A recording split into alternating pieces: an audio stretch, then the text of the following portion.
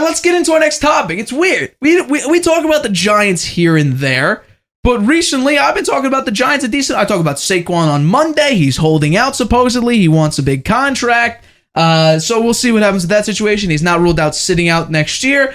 But Daniel Jones had an interesting comment in his little press conference at the end of minicamp, and this is what he had to say. I never really felt like I needed to show other people or whoever it is. I feel like that, doing it because I want to do it, because I enjoy doing it, and I'm trying to be as good as I can be. So, that doesn't change regardless of what the contract situation is or whatever it may be. But I think we have a lot of guys with that kind of mindset who want to come in and work hard. Daniel Jones never felt like he needed to prove anything? Strange from a guy who threw 15 touchdown passes last year. But I want to ask you, do you expect Daniel Jones this season to be better or worse, or maybe even the same as last year? That's a tough question. I think that he'll be the same or maybe a little better.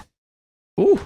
I don't think he'll be, just because he had a big contract, I don't think he's going to be that much better than he was. And in fact, it may hamper him because he may feel pressure from it, particularly in New York, right? They're going to be talking about it. And he may feel a little pressure to try to perform better because he's getting paid a lot more. And that could hurt him, actually. Could hurt him. But he does have Daboll as his head coach, and Daboll is great with quarterbacks. And I think that'll be a plus for him. So I think he'll be about the same or maybe a little better, not outstandingly better. They didn't add anything. They didn't really. Well, they added a nice a nice tight end. Yep. Darren Waller, if he can stay healthy, right? On the wide receivers, though, they didn't really. Who's the number one? Waller.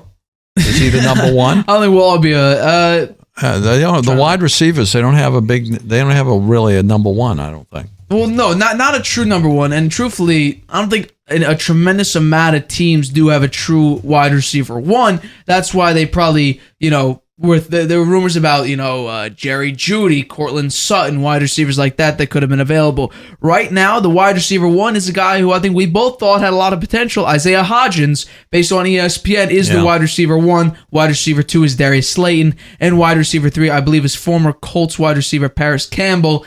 So that's your 1 to 3. They brought back Sterling Shepard, who has some injury problems. They have Jamison Crowder, who was previously on the Jets.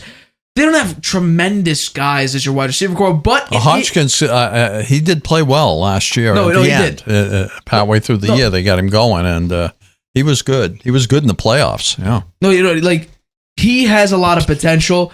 And I think you could say that right now the Giants have more talent than they did last year. You bring in Darren Waller. The question is, can he stay healthy? That's the big thing. Darren Waller, when he was healthy, was about a top 3, top 5 tight end a couple years ago. You have a good left tackle. Andrew Thomas is a pretty good left tackle, and you have a very, very promising center who you drafted this year, John Michael Schmitz, who is arguably the best center in this draft, you could say. So the Giants have some talent. Evan Neal needs to improve this year. He was your big first-round pick a couple years ago. He's supposed to be great. Your defense is still really good. You got Thibodeau, you got Leonard Williams, Dexter Lawrence, Azeez Ojulari's good. Adoree Jackson needs to improve. Xavier McKinney, he's a great safety for you. Deonte Banks, you drafted him, should be good. You have a lot of talent. Do you think overall that team is stronger? Barkley is still a holdout, right? Barkley right now is trying to figure out his contract situation. He's doing it more so for the betterment of running backs as a whole, not strictly for his case. He wants the running back market to be lifted a little bit because they're about the $11 to $10 million range. He wants that to rise. He wants CMC type numbers, $16 million a year with his injury history, and I don't think he can get it done, but I think he actually has a little bit of a leverage because this offense revolved heavily around the running game. They were number 4 in the league in rushing, 20. Do I have the number here? They are 20, I believe 24th or 26th in rushing or in passing. They were 26th in passing. For Daniel Jones in particular, he's making $40 million a year with, I believe, 80-something million fully guaranteed. For a guy that threw 15 touchdown passes and had 22 touchdowns total, including rushing. I think combined with rushing yards, because a lot of people like to combine the two, even though primarily passing is a quarterback stat. When it comes down to it, you gotta be able to throw the ball accurately. In total yards, he had 3,900 yards. It's not bad. That's not bad at all.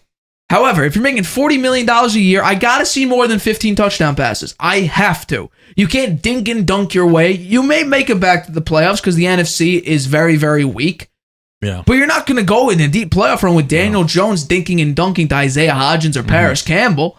You know, for him to be really good again, I think that the running game's going to have to be really good like it was last year, right? I agree. Because that sets up the pass. If the running game is really good and you got to worry about it, the play action works really well. Yeah. And that helped them a lot last year. So Barkley may be feeling a little bit, not appreciated, a lack of appreciation. Could be. That they gave $40 million to Daniel Jones and now they just tried to franchise tag him, So I don't know. It's important for them to get that deal done. It is. They really have to have him.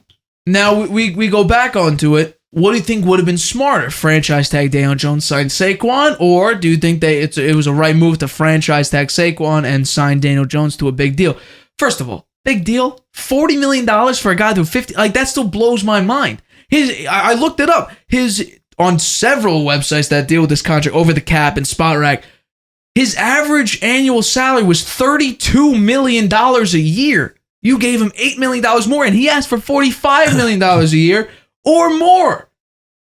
Thank God the Giants brought it down a little bit to $40 million. But you're still overpaying for a quarterback that's, let's be real. In his career, because a lot of people, my friends, for some reason, don't understand top 10 lists. They think it's top 10 for a career. It's top 10 for a season. I hate to break it to you.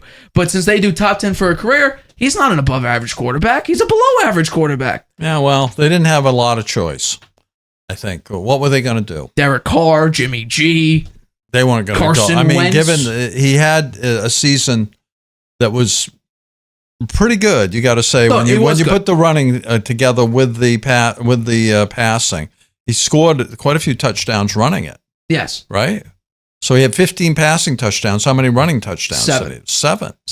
So 15 and 7, right? 22. That's 22. That's not too bad. Right? And the number of interceptions, he didn't throw many interceptions, right? He had 5. Five. He had 11 total turnovers. He made a huge 6 step forward from what he was. Yes. Right? And maybe they think he can make another big step forward this year with a team that's probably a little bit better overall, as long as they get Barkley back. And so we'll see. The Giants were stuck because Brian Daboll was there a year too late. They had to make a decision on Daniel Jones, whether to sign him to a long-term deal or figure out you could franchise tag him, or see if you could find another quarterback. What we saw from Daniel Jones was very promising. If we saw that last year or the year before with a good head coach who could refine a quarterback like Brian Daboll can, I guarantee you they would have signed him way before this year. Because guess what? Daniel Jones, let's be honest, he was promising. Wasn't all that great if we're talking about the top tier types of quarterbacks that go on these deep playoff runs and win their team's games. Because I think, honestly, Saquon gave you like 5-6 wins this season. When he rushed for 80 or more yards, you guys were 5-2. That's more than double your win total last year. You went 9-7-1. So Saquon Barkley was a very, very large impact player for your team. And now you have a potential of losing him. I don't think Matt Breida is going to give you the same amount of production as Saquon Barkley. They're going to get a deal done with him. The question is, but what's the number, though? Because he wants Christian McCaffrey numbers at $16 million a year. Their original initial offer was $14 million a year. It went all the way down to 12. And there was a report out that came today saying that they are reopening that $14 million a year offer. And the question is, will Saquon sign it? 15. I said 15. I said 14 to 15. Yeah, they're going to split the difference with him. He wants 16. They're going to give him 15. He's not Christian McCaffrey. Christian McCaffrey could catch better. I think his rushing attack is better. Hell, he could even throw the ball. We saw that last year. Christian McCaffrey could throw the ball. Saquon is a tremendous explosive runner. His catching game needs a little bit of work. But maybe the Giants don't really play receiver back with Saquon Barkley that much. But CMC could do every aspect of running back you need him to do. He could do it. Saquon isn't there. Could he be? Potentially. But he's not Christian McCaffrey. I would say 14-15 is a perfect number for Saquon, who, if you take everything into account, I know Josh Jacobs had better numbers. I think Saquon was truly the better running back, at least in the situation that he was in. A bad offensive line, just overall just a bad offense, coming back from an injury. I think Saquon truly was probably the best running back in the NFL last year. He won the Titans game. We said this from week one. When the Giants were down and then they came back against the Titans, I said on the show, Brian Daboll, Coach of the Year. What he did against the Titans is Coach of the Year. And guess what? He turned out to be Coach of the Year. And Saquon was a large factor in that. They more rushing yards than passing yards. They were undefeated. When the Giants had more rushing than passing, they were undefeated. They were 5-0. Oh, sorry. 5-0. Like, what? It's tough to have more rushing yards than passing yards. That doesn't. Well, when you have a guy that often. dink and dunks, it's kind of easy because you're going 5 yards, 3 yards, 6 yards. Yeah. Saquon was a majority of your burst offense. He would get all your explosive plays. Well, I agree with you, Nate. I think that they've got to find a way to get him back because they have to have a running game that's in the top 5 for Daniel Jones to be even better than he was last year, I think. Right. I think to sort of prove yourself, because I think Daniel Jones does need to prove himself because he was considered a bust, and the Giants were 1 foot out the door. They would have been 2 feet out the door if Daniel Jones continued his track record of being pretty bad. Yeah, well, we'll see. I think that probably the worry that maybe he was a one-hit wonder. Yeah. And that he's going to regress. Well, and that's why Brian Daboll came a year late, because you now need to see whether or not he's worth that $40 million a year. Right. In order to show promise that maybe he's worth this money, I need to see high 20s to low to mid 30s in touchdowns. I don't care if you throw, I think maximum 10 interceptions, because you went 15 to 5. You can go 30 to 10. I think that's the same ratio, 3 to 1. So I think that would be phenomenal for Daniel Jones. He'll be, that's where you make your money. If you go 30-something touchdowns to 10 interceptions. I think that's right. And maybe running a little less, right? Because he's not going to last that long in the league with the way he was taking hits last year. But Daniel Jones now, like the problem early in his career was that he sat in the pocket too much. This year, you allowed him to run.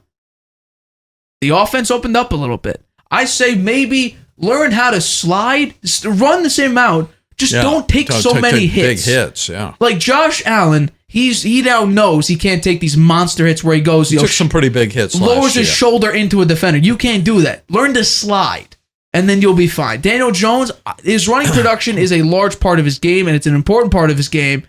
Just don't take so many, big shot hits, and then we'll see a good Daniel Jones. And you know what? I'm excited for the Giants. I'm excited to see what Daniel Jones looks like. We'll be covering him throughout the NFL season. It'll be fun to watch. There's going to be a lot of the football's going to be great next year. I think there's a couple teams that are very, very interesting. I think the rookie quarterbacks are going to be an interesting case. I think the 2 New York teams are going to be very interesting. Daniel Jones with more talent, Aaron Rodgers to New York. Yeah. The Patriots is Mac Jones' return with the new OC. I think that's going to be interesting. And if they get D-Hop, we'll talk about that a little bit later on the show. I think it'll be interesting. Yeah. And then the Bills with Diggs and we'll see if that shows any lack of production. And Allen fighting with one another. We'll see. Hi everybody, thanks for watching. Make sure you subscribe here to get the latest from the show. Also, if you want to check out the full episode, make sure you click the I in the top right-hand corner right now. If you want to listen to this show anywhere you go, make sure you go to anchor.fm/The Harvey Hour or anywhere you get your podcasts.